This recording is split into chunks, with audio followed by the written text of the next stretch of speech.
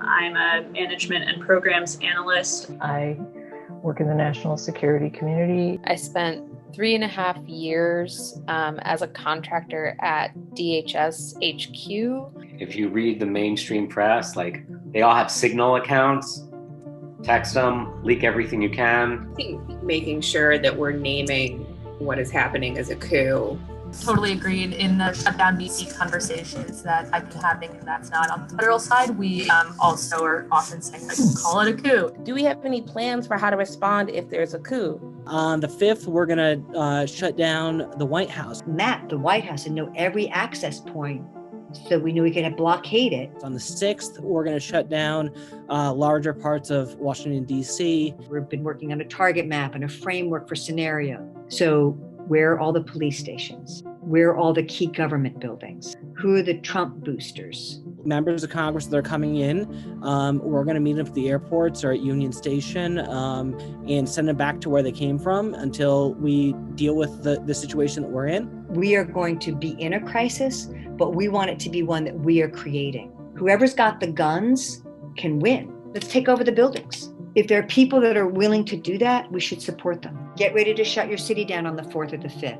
Regardless of who wins, the left plans to take over. Our undercover inside the Sunrise Movement was able to obtain exclusive video footage inside Zoom chats where Shutdown DC, BLM, and other leftist organizations are coordinating a multi-level coup action exercise utilizing insider help from Democrat Party members. That's what an abolitionist world looks like. As well as federal employees and intelligence contractors. Let's talk about what actions and decisions are in your immediate sphere of influence as somebody who works in the government. I think making sure that we're naming what is happening as a coup in different language and communications with coworkers will be really important. Yeah. Totally agreed in the shutdown DC conversations that I've been having, and that's not on the federal side. We also are often saying, like, call it a coup. It's a coup. Don't let anyone tell you it's not. The video you're about to see should concern every American, regardless of whatever their political affiliation is. What we've uncovered here has been vetted by high-level analysts and seasoned journalists. Given the nature and sensitivity of this information, we have already sent it off to government officials and law enforcement authorities so that they can be ready and prepared for whatever happens next. Disruption. If you're on this call, you might be inclined to like that working group. Disruption is all about the smaller actions that can make up our movement. So they're about connecting people to affinity groups, and then thinking through how do we take action to actually disrupt business as usual. Who's involved and to what extent, we don't know. But what we do know is that our insider inside the Sunrise Movement and other radical organizations was able to give us recordings of Zoom chat meetings involving Shutdown DC.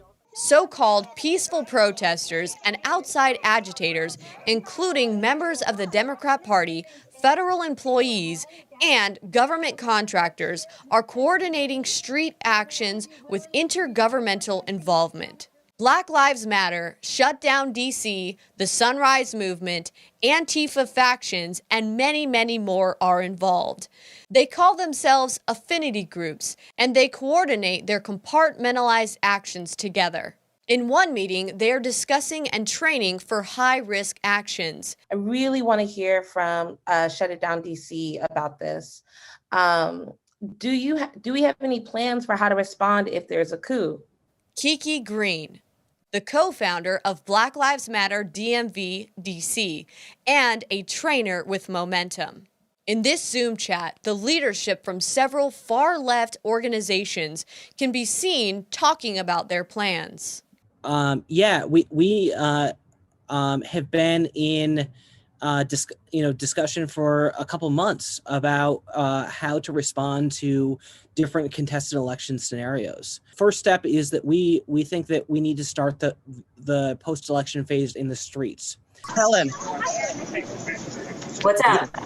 Yeah, we need you to stop talking now. Patrick Young is one of the main organizers for Shutdown DC, who participated in training sessions for the Sunrise Movement, where they, as the Wide Awakes, plan to protest outside Lindsey Graham's house. We are going to Senator Lindsey Graham's house at 6 a.m. We'll be there from 6 to 8 with Sunrise DC.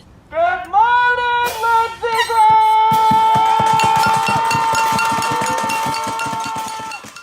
We reported about this planned event prior to it happening by obtaining a recording of their training session. Our information was able to get law enforcement on the scene to keep the agitators from vandalizing and breaking into the senator's home. This is why when we received this footage and all the surrounding documentation and further investigation into the participants, we knew to take this serious. I heard someone in the chat talking about revolution time. And so I encourage, for all of us to be fighting for revolution before today, tomorrow, afterwards. In another meeting, they are scheduling their plan of action between election night and inauguration. So we're inviting people to come to BLM Plaza anytime after 4 p.m. on election night. And we're going to watch what's going on together. They reveal a massive and ambitious plan of taking over the White House, Washington, D.C. in general, and shutting down Congress. On the 5th, we're going to shut down the White House. So let's say we want to shut down the White House and make sure nobody goes in and out, right? We would need to have mapped the White House and know every access point so we knew we could blockade it. But then we would need more people to support that. So we might say Black Lives Matter Plaza and the African American Museum on the Mall Constitution are 2 public assembly sites, so we can quickly move large numbers into zones of potential conflict. So we're talking about what would it take to surround the White House and have people do stuff. We can divide it up easily with affinity groups. On the 6th, we're going to shut down larger parts of Washington, D.C. Congress is planning on coming to town and passing laws again and having business as usual. And we're saying if we're in a coup, there's no time for business as usual. Is there a scenario that might play out that would cause us to all go and shut down an airport? Members of Congress that are coming in, we're going to meet them at the airports or at Union Station and send them back to where they came from until we deal with the situation that we're in. We're going to see potential fighting all over the country or in some hot spots, right? We've already seen that. And so how do we work together across the country to help support each other no matter where we are and to maximize our impact by doing similar things on similar days at similar time? We have to be willing to put our bodies on the line and take on some discomfort, sacrifice, risk in order to change things. So again, chaos is a soup by which change emerges. Let's get cooking. If there should be a coup, we should be clear, it's got to go. Trump's got to go. In order to achieve what they did, they knew they had to take over important government buildings. I think we don't have a lot of experience taking over government buildings. And we might need to think about that. And I know, as I said earlier, how, we may find ourselves in the streets with people with different tactics than ours. But there may be some people that are willing to break the windows to get into the government buildings. If that's what we need to do, then we shouldn't fight about that. Let's do that. Let's take over the buildings. War has got fighting. And then knowing that if some of the other folks emerge that are going to fight back, that we need to stay out of their way. We might need to figure out in advance how to build some agreements. And if there are people that are willing to put their body between the white militia and a bunch of people that are mobilized, I want to do nothing other than support them, have their back. You can also stick, right? So this is disabling vehicles. Taking action against property, especially property that's designed to hurt us, is violence. I think it's smart sometimes. I think spray painting cameras that are security cameras trying to track us could be smart. And I don't say this because I think that any one of us wants to go out and get killed. I don't want to get killed. Nobody wants to get killed. Yeah. And so part of what we learn is like if you're escalating and I escalate, we're going to go like this. Lisa Fithian is a National Steering Committee member of United for Peace and Justice, a coalition of over 1,000 local and national groups, and member of the national team of Extinction Rebellion. I am someone that has had to sort of rethink my own orientation to nonviolence over the years, because when we enter a moment where we are now, where you have armed militia that have shot and killed people, that are threatening to arm up. More guns have been sold in this country in the past period than Lord knows how many, where people use their cars to drive into people. When I think about what we may face, I say to myself, we are way out of our league. And I've been in conversations where people have never thought about having a gun, or like, should I have a gun? And I'm going to talk a little bit in a few minutes about what do we do when guns are in the mix.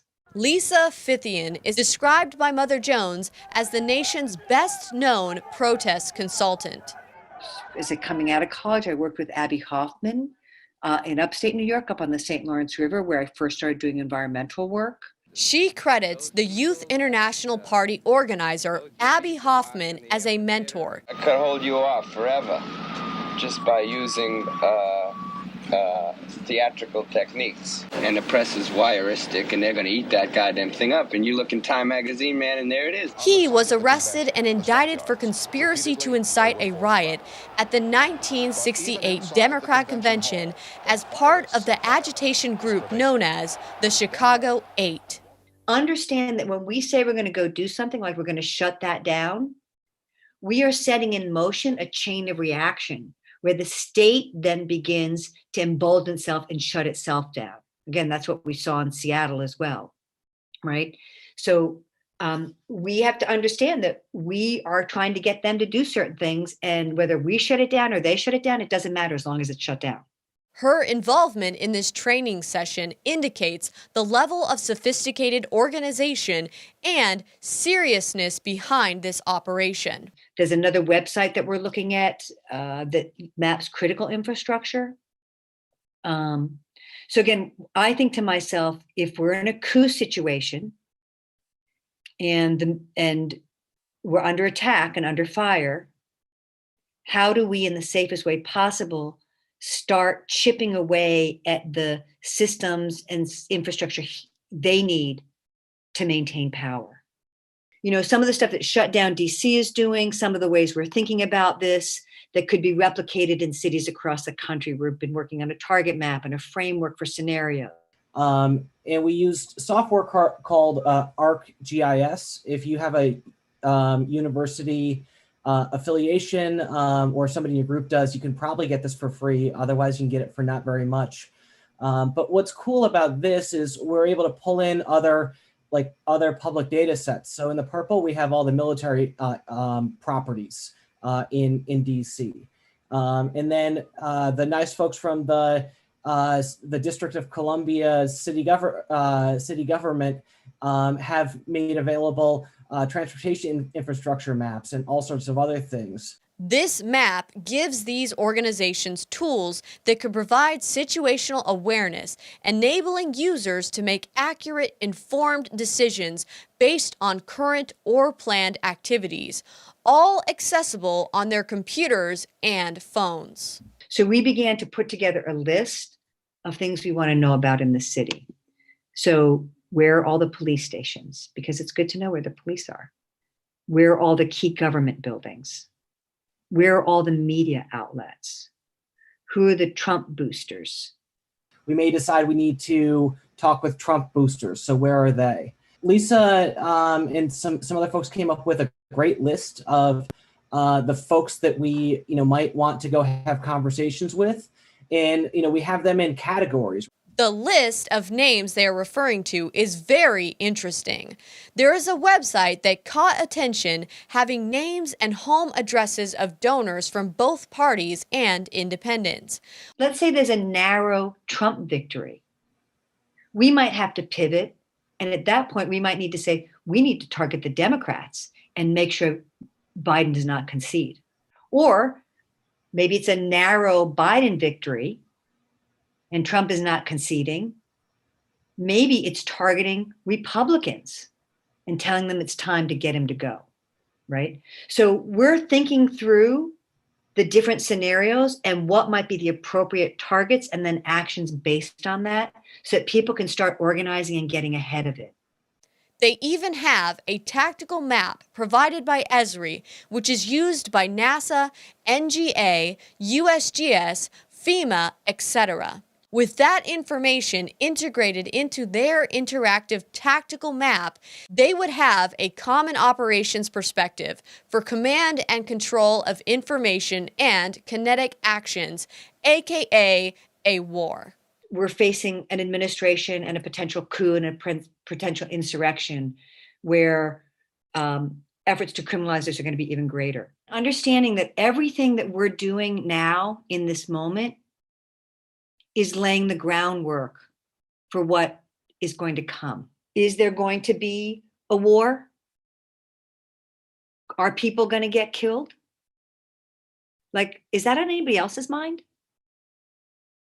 I'm guessing it is. They have amassed relevant data from the DC Metropolitan Police Department, the DC Hospital Association, Fire and Emergency Medical Services. When we zoom a little bit closer, we can take a look at, here's a version of it where we're seeing live traffic here, and then where there are road closures. Geographic information, transportation, traffic and infrastructure, spatial data systems, etc. And then if we go even further in, we've got super high resolution. This is once again a courtesy of the District of Columbia, super high resolution, better than on Google Maps, aerial photography of Washington, D.C. We showed this map to experts in military information operations and counterterrorism, and they were very concerned that this group had this map. We may decide that we want to go talk to the media. So where are they? We might have to take over a TV station, right? Maybe we're taking over the local TV station and getting airtime to put out a call for people to come join us. I know that sounds crazy. I've always wanted to do it though. So we're talking about what would it take to surround the White House and have people do stuff. We can divide it up easily with affinity groups.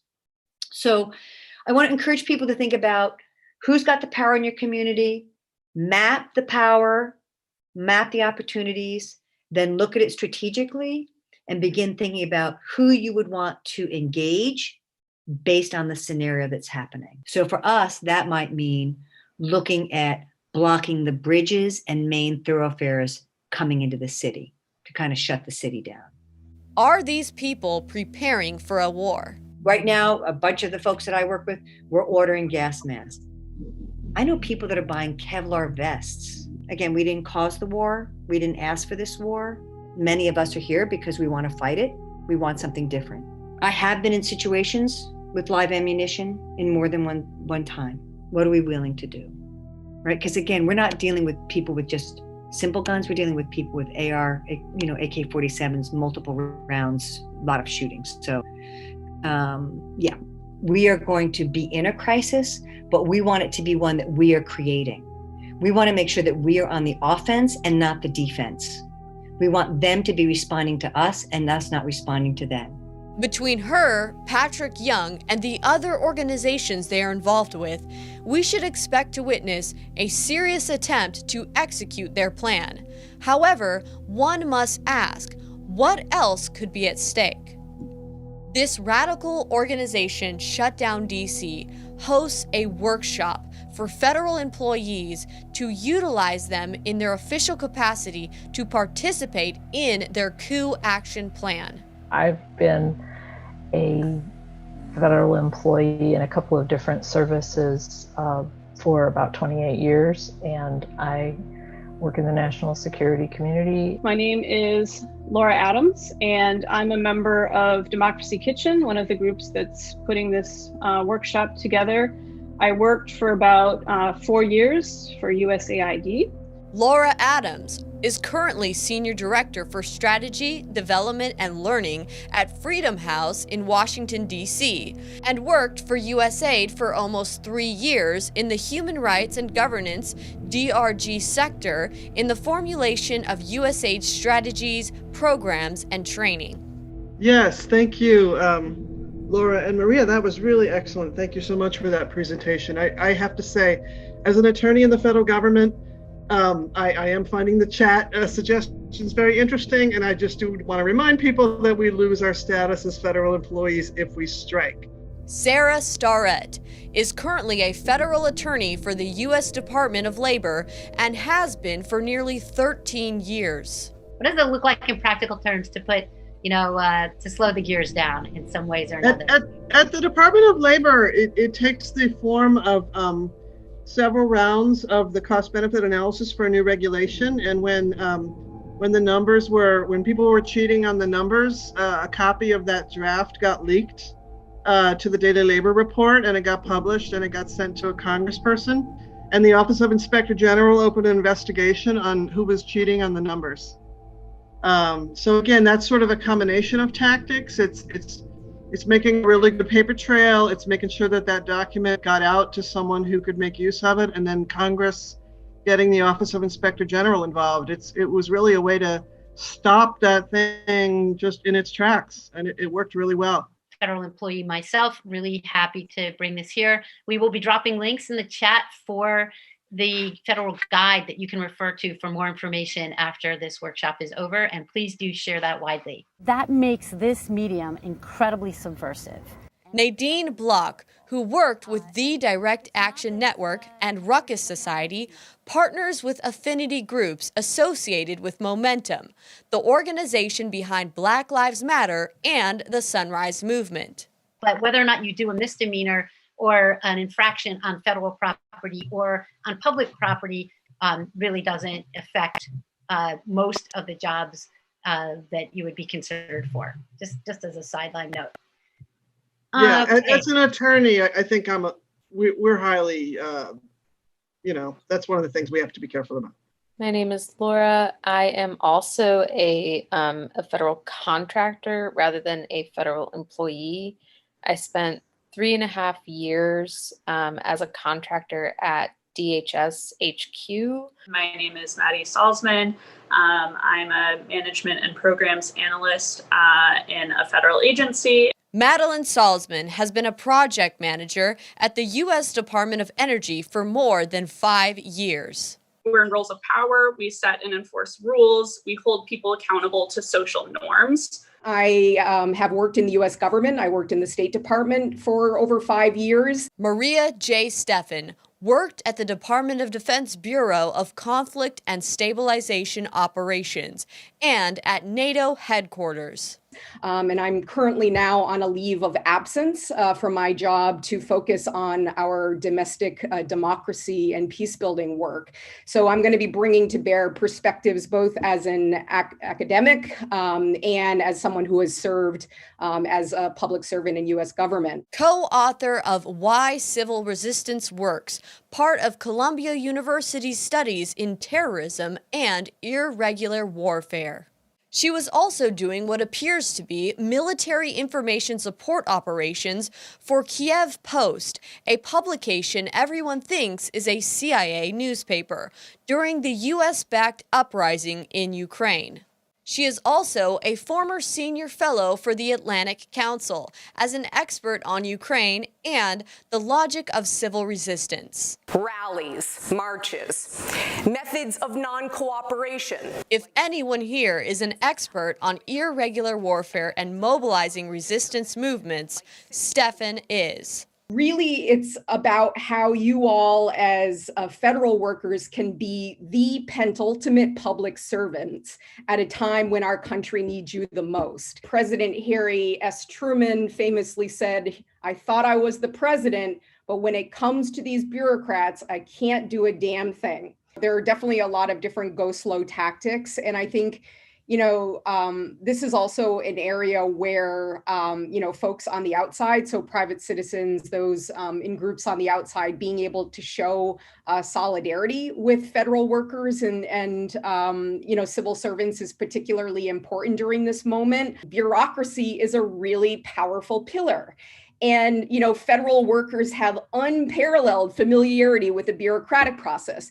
They know how to speed things up. They know how to slow them down. They have access to critical information about policies that are being considered and implemented. They can participate in internal decision-making. They can provide or deny knowledge and expertise that those at the top of the bureaucratic totem pole need. And another act of commission, albeit highly risky, and there are a number of great downsides, is leaking. So leaking information about pending or actual policies with journalists, with activists, influential people on the outside. But this, really should be used very judiciously, only on truly significant matters, because most disclosures outside of formal internal whistleblowing are at minimum a violation of contractual duty, and they may put leakers at significant legal risk. Connecting with civic groups and organizations on the outside and having frank and honest conversations with them. And when you think about it, the legal support and advocacy work of civil society organizations could come in really in handy, if and when you have to take certain actions on the inside. And I will pass it to Comrade Locke. This alleged federal employee admits to leaking government information to the media and encourages others to do so as well. I'm a federal employee for almost 5 years now. I just recommend everyone who works in the federal government, if you read the mainstream press, like who is covering your agency, who is working for ProPublica, who is working for Politico, they all have Signal accounts. Text them, leak everything you can, save your emails, I record these meetings, I send it over. And I can't believe I'm showing my face here, but I've been doing this for months. And if you do have to write something with really crappy, just unintelligible, ungrammatical language to just make them look terrible. And it will look like something that comes from this administration anyway, but the journalists I've dealt with have been super ethical in ways to shield me, seeming to be the source of the leaks. He even claims that he will be part of Biden's transition team if Biden wins. If there's a Biden win next week, there's going to be a transition team coming in, and I think I'm going to be spending a lot of time working with them. Some would argue that these people represent the fringe and are not to be taken serious. However, when you see the caliber of leadership, organization, tactical operations capabilities, and military intelligence experts all working together in unison, this has the ingredients to overthrow an elected government and install a puppet regime, a parallel government that they have ready in waiting. Say you have two narratives happening simultaneously. There's the existing Trump appointees saying there is no transition team because there's no transition, it's a continuation. Then you have Trump's or Biden's side saying, I won and my team is coming to the doors. We can make those determinations ourselves. They say you're going to use your email account and we're going to start, and we're like, I don't know, we're like the Lithuanian government in exile or something. We're gonna start working with that. They make it clear that if they can get enough federal employees to go along with their plans, they can choose who takes control of the government by simply doing the bidding of the usurpation of power on behalf of the Biden campaign. We get to choose who the leader is, and I don't know what risk that puts on you, and I'm not a Fed again, so I don't want to like put you in a weird situation, but like I think that is a point where you and your team and your supervisors and those non-appointee, like I'm sorry, what's the term? Career staff can actually decide like, well, according to our understanding, Biden won, and therefore we are listening to his appointees and his transition team. And that's obviously going to be on your thoughts there. Even Lisa Fithian makes it clear that these groups all work together. Inside government, outside government, the more radical and the more moderate. So many of the institutions, the nonprofits, the community-based organizations, the labor unions, are all see themselves as part of that Democratic Party machine. They all work on a hierarchical model, but I want to always make sure that we're working intentionally inside and outside, because again, it's very easy for the people on the inside to throw away the people on the outside, to use them, but then to cut the deals. Through a delicate balance of brokering deals over who gets what power. How are we always in right relationship? And how are we, especially those of us that are white, or those of us that have power in institutions or labor, how are we not continuing to center ourselves, but using our energies as accomplices to support the voices of the people who are on the front lines right now? I'm very nervous because I'm in the high-risk group for resisting arrest. 2 minors are going to get arrested. Their parents will be in D.C. Our lawyer is down to support. The middle group got arrested and the two side groups didn't, because the two side groups, when the cops came by and said, "You can't do this," they said, "Okay, so sorry," pulled up the banners. The top group said, "No, we're staying." And so they just stayed. And it's like, if they had said, "Oh, so sorry," they wouldn't have gotten arrested. Actually turn people on the streets and confront the whole city, because we can, young people in Boston, can shut down the whole city. If I have 1,000 young people, I can shut down 4 or 5 highways and this city is in shackles. That's just the truth. Because momentum has been like foundational for us at Sunrise. So no big deal, just realized we needed to take over the entire United States and all institutions in it. So I'm gonna fast forward to when Sunrise launched. We're talking about some pretty intense things. How do we open up the doors to everyone, but also keep each other safe? You're going to do something that's super high risk. Don't talk to anybody about it. Don't put it on the phone. Don't put it on the emails. Don't put it in the text. It's face to face. You do it. You don't have to tell anybody. Don't, because we don't know who anybody is. The peaceful transition of power is crucial to the framework of our government, and they plan to disrupt that by taking advantage of a close or even contested election as a trigger point to inject their radical progressive policies by physically taking over the government. Not just Washington, D.C., but actions will be led all across the United States, starting on election night through Inauguration Day. Despite these revelations, we still don't fully know the entirety of their plans. Over the next 48 hours, we will be releasing a treasure trove of documents, images, and video files from inside the Sunrise Movement and other related affinity leftist groups. You can find these materials at exposesunrise.com and sunriseexposed.com. Spreadsheets, internal documents, training manuals, PDFs spelling out their plans, images, and exclusive never-before-seen Zoom video chats. And you never know what new content might be populated on these websites, because we still have insiders within the Sunrise Movement and their affinity groups. You can support independent journalism by going to MILLENIALMILLIE.com and making a purchase or giving a donation. We now have brand new limited edition Shadowgate hats. We have both pink and black. You can find them exclusively at MILLENIALMILLIE.com, so get them while they last. We also have stickers, t-shirts, and signed posters. Your purchases support real journalism.